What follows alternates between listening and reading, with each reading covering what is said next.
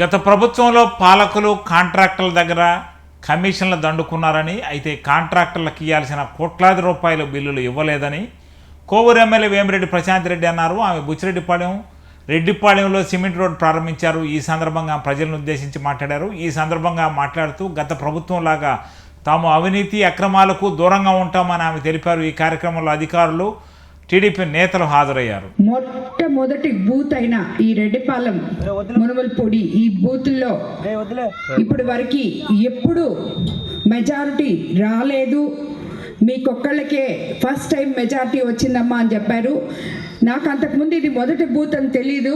Election counting దగ్గరకు పోయినప్పుడు రెడ్డిపాలెం బూత్లోనే మనకి ఇంత మెజారిటీ వచ్చిందంటే మనకి చాలా పెద్ద మెజారిటీ వస్తుంది, ప్రజలందరూ మీతో ఉన్నారు అని చెప్పి నాయకులందరూ చెప్పారు. అందుకు మీ అందరికీ కూడా నమస్కరిస్తున్నాను. నా మీద అభిమానంతో, నమ్మకంతో నన్ను గెలిపించిన మీకు తప్పకుండా ఈ ఊరికి ఏమేం కావాలో చేస్తానని చెప్పి నేను మాట ఇవ్వడం జరిగింది ఆల్రెడీ. ఎందుకంటే ఇప్పుడు ఈ ఇద్దరు అన్నలు వెంకన్న, సుబ్బారెడ్డి అన్న, వీళ్ళిద్దరు ఎప్పుడు వచ్చినా నాతో తగు మీదే వస్తారు. అమ్మ మా ఊరికి అజ్జయ్ ఇప్పుడు ఎలా మాట్లాడాడు ఆయన, ఎట్టైనా చేయాల్సిందే ఎట్టని, అదే మాదిరా మీ ఊరు సమస్యలతో నా దగ్గరికి వస్తారు. నేను కూడా వాళ్ళకి ఎటువంటి కల్మషం లేకుండా ప్రజల కోసం, మీకోసం ఏదో ఒకటి చేయమని చెప్పి అడగడానికే నా దగ్గరికి వస్తారు. కానీ వాళ్ళ సొంత పనుల కోసం ఏ రోజు రారు. ఇలాంటి నాయకులు ఉన్న ప్రతి గ్రామము అభివృద్ధిలోకి వస్తుంది.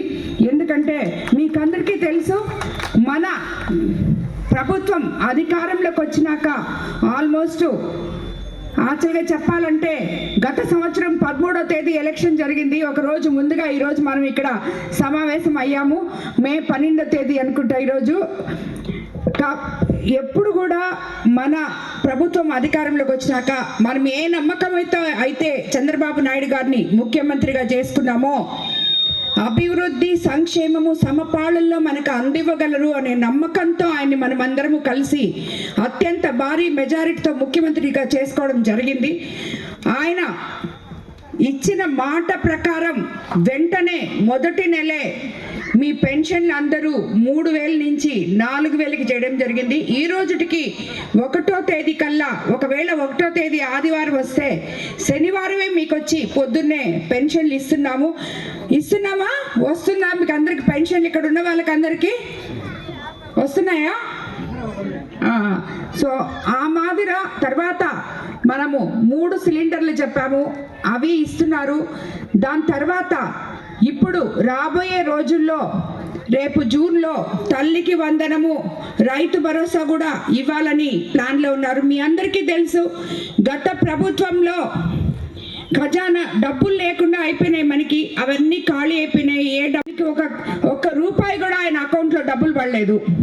ఈరోజు తెలుగుదేశం ప్రభుత్వం అధికారంలోకి వచ్చినాక ఏదైనా కానీ మేబీ జడ్పీ ఫండ్స్ అయినా కూడా ఈరోజు ప్రభుత్వం అధికారంలోకి వచ్చినాకే ఆయన 25 లక్షలు తెచ్చి మీకు అందరికీ ఇక్కడ పాయింట్లు వేశాడు. అదేవిధంగా ఈ రోడ్లు మనం 10,20,000తో ఈరోజు మీ ఊర్లో ఈ రోడ్లు వేసుకున్నాం. 14, 19 అప్పుడు ఏ రోడ్లు అయితే వేసారో, ఏ ఇళ్ళు అయితే కట్టారో, ఏ కాలువలు అయితే, అసలు మీ ఊర్లో కాలువలు లేవు, అది వేరే విషయం, ఏవైతే చేశారో అవే ఈ రోజుకి ఉన్నాయి. తిరిగి చంద్రబాబు నాయుడు గారు అధికారంలోకి వచ్చినాక కొన్ని రోజులు మనం ఏమి చేయలేం, ఉన్న దాంట్లో సర్దుకుంటూ చిన్నగా డబ్బులు వచ్చేదాకా ఎదురు చూస్తాం. ఆ మాదిర చంద్రబాబు నాయుడు గారు ప్రతి ఒక్కటి మనకిచ్చిన పథకాలు ఏవైతే ఉన్నాయో, సూపర్ 6 పథకాలు అన్నీ అమలులోకి తెస్తారు. కాకపోతే ముందు మనము డబ్బులు సమకూర్చుకొని అన్ని తీసుకొని వచ్చి మీకు ఒకటొకటిగా మీకు అందిస్తారు. ఆ నమ్మకంతో మనమందరము ఆయన వెంటే ఉండాలి, ఆయనతో కలిసి నడవాలి.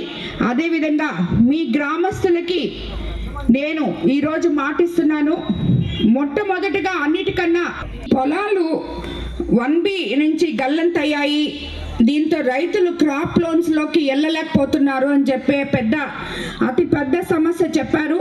దాన్ని నేను రేపే జేసీ దగ్గరికి తీసుకెళ్ళి మీ సమస్యని క్లియర్ చేస్తానని చెప్పి మీకు అందరికీ మాటిస్తున్నాను. అదేవిధంగా ఈ లోపల జేసీ అంటే గవర్నమెంట్లో ఇది చేసేదానికి ఒక ప్రొసీజర్ ఉంటుంది, దాని ప్రకారం చేస్తారు. ఈ లోపల ఎవరికైనా లోన్స్కి సర్టిఫికేట్ కావాలంటే ఎంఆర్ఓ గారి దగ్గరికి వెళ్తే ఎంఆర్ఓ గారు రాసిస్తారు. ఎవరికి ఏం కావాలో సచివాలయంలో ఉన్న ఉద్యోగులు ఎంఆర్ఓ గారితో లోకల్ నాయకులతో అందరినీ కలుపుకొని ఈ సమస్యని ఇక్కడున్న ప్రజలకి తీర్చాలని చెప్పి మిమ్మల్ని అందరినీ నేను కోరుకుంటున్నాను.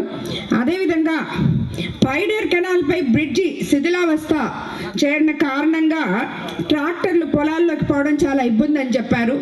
ఇది ఇరిగేషన్లో పెట్టించి ఈ బ్రిడ్జ్ని ఇమీడియట్గా మనం స్టార్ట్ చేసే విధంగా చూస్తాం. అది కాకపోతే ఏ ఫండ్లో అయినా సరే పెట్టి మీకు ఆ బ్రిడ్జ్ కూడా చేయించిస్తామని చెప్పి నేను మీకు అందరికీ మాటిస్తున్నాను.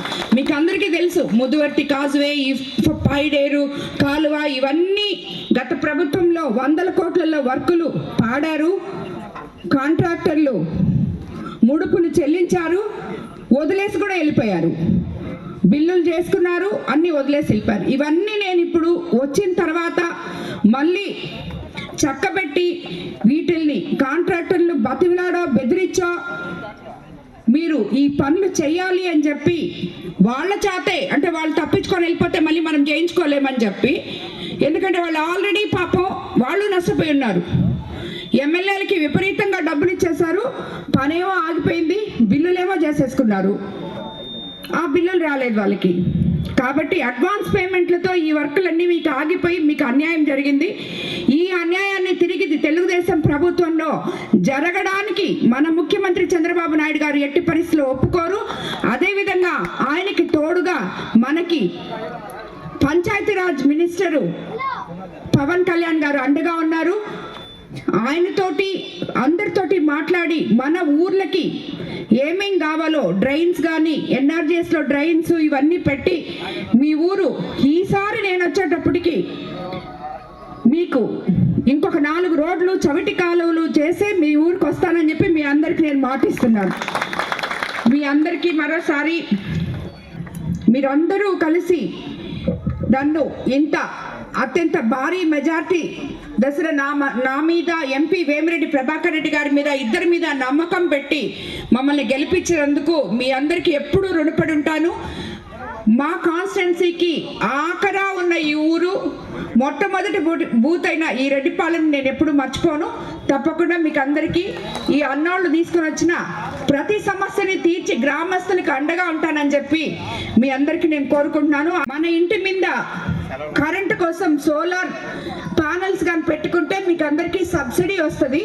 ఎస్సీ ఎస్టీ కాలనీలో ఫ్రీగా పెడుతున్నారు. మీ కరెంటు ఛార్జీలు మీకు రాకుండా పోవడమే కాకుండా దాంట్లో మిగిలిన కరెంటుని మీరు ₹9 వెనకాలకి గవర్నమెంట్కి అమ్మేస్తే ఆ డబ్బులు మీ అకౌంట్లో పడతాయి. కాబట్టి మీరందరూ అధికారులు ఇక్కడికి వచ్చి ఈ ఊర్లో అవేర్నెస్ ప్రోగ్రామ్ జరపాలని లోకల్ నాయకులు, అదేవిధంగా సచివాలయం సిబ్బంది, ఎలక్ట్రికల్ డిపార్ట్మెంటు అందరూ వచ్చి సచివాలయం దగ్గర ఈ ఊరి గ్రామస్తులకి అందరికీ సోలార్ గురించి ఒక అవేర్నెస్ ప్రోగ్రామ్ జరపాలని మిమ్మల్ని అందరినీ కోరుతున్నాను. వాళ్ళు చెప్పినప్పుడు విని అందరూ సోలార్ పెట్టుకుంటే మీకు కరెంట్ ఛార్జీలు మిగిలిపోతాయి, నెల మిగిలిపోతాయి. మీరు వాడకుండా ఉండే ఎక్కువగా వచ్చే కరెంటు ఆ డబ్బులు మీ అకౌంట్లలో పడతాయి. కాబట్టి అందరూ కూడా ఆలోచించి దీని గురించి వాళ్ళు పిలిచినప్పుడు చూడడానికి వెళ్ళండి. అదేవిధంగా మనం ఇంకొకటి కూడా వయోజన విద్యా కార్యక్రమం కూడా స్టార్ట్ చేస్తాం మన కోవూరు కాన్స్టిట్యున్సీలో. నిరక్షరాస్యత అనేది ఉండకుండా 15 ఏళ్ళు పైబడిన వాళ్ళు ఎవరైతే చదువుకోలేదో వాళ్ళందరికీ ఒక దగ్గర వాళ్ళందరినీ సమకూర్చి సాయంత్రం కొంతమంది వాలంటరీలుగా చదువు చెప్పాలని చెప్పి ఆ డ్రైవ్ నడిపిస్తున్నాము, అది కూడా చేస్తాము. అలాగే ఈ ఊర్లో ఉన్న ఎస్సీ ఎస్టీ కాలనీస్ ఎవరికైతే ఇల్లు లేవో, ఇళ్ళ స్థలాలు లేవో వాళ్ళందరూ కూడా సచివాలయంలో ఎన్రోల్ చేసుకోవాలని, వాళ్ళందరికీ ఇంకొక 2-3 నెలల్లో ఇళ్ళు ఉంటాయని చెప్పి వస్తాయని మీకు అందరికీ కూడా నేను మాట ఇవ్వడం జరుగుతుంది. ఇప్పుడు సచివాలయంలో రేషన్ కార్డులు ఎన్రోల్ చేస్తున్నారు. ప్రతి ఒక్కరూ ఎవరికైతే రేషన్ కార్డులు లేవో వాళ్ళు వెళ్ళి దాంట్లో ఎన్రోల్ చేసుకోండి.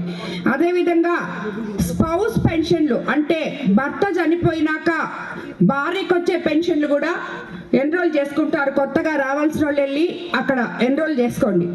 అదేవిధంగా ఇళ్ల స్థలాలు కూడా ఎన్రోల్ చేసుకుంటున్నారు. ఇళ్ల స్థలాలకి ఇవన్నీ కూడా మీరు ఇప్పుడే ఉందిలే ఇప్పుడే హీరో అనుకోవద్దు. ఎవరు ముందు ఎన్రోల్ చేసుకుంటే వాళ్ళకి ఇస్తారు.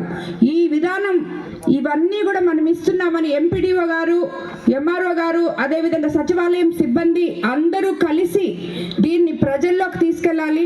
నాయకుల ద్వారా మన పార్టీలో చంద్రబాబు నాయుడు గారు ఒకటే చెప్తారు, ఎందుకంటే ఆయన పేదల పక్షపాతి. ఎవరైతే ఇబ్బందుల్లో ఉన్నారో మనమంతా ఇంతకు ముందులాగా తెలుగుదేశం పార్టీ అయితే కార్డులు తీసేయడం, వైఎస్ఆర్సీపీ పార్టీ అయితే కార్డులు ఉంచడం అనేది ఆ సంస్కృతి మన పార్టీలో లేదు. ఎవరైతే అన్నానికి కష్టపడుతుంటారో, ఎవరైతే పేదలో నిరుపేదలో వాళ్ళ పార్టీయే, ప్రజల పార్టీయే తెలుగుదేశం పార్టీ. కాబట్టి మనం అందరము కూడా గ్రామ నాయకులందరూ కూడా ఎవరికైతే అవసరాలు ఉన్నాయో, ఎవరైతే అర్హులో వాళ్ళ పేర్లు ఎన్రోల్ చేయాలి. మీరు అధికారులు కలిసి ప్రజల క్షేమం చూడాలని చెప్పి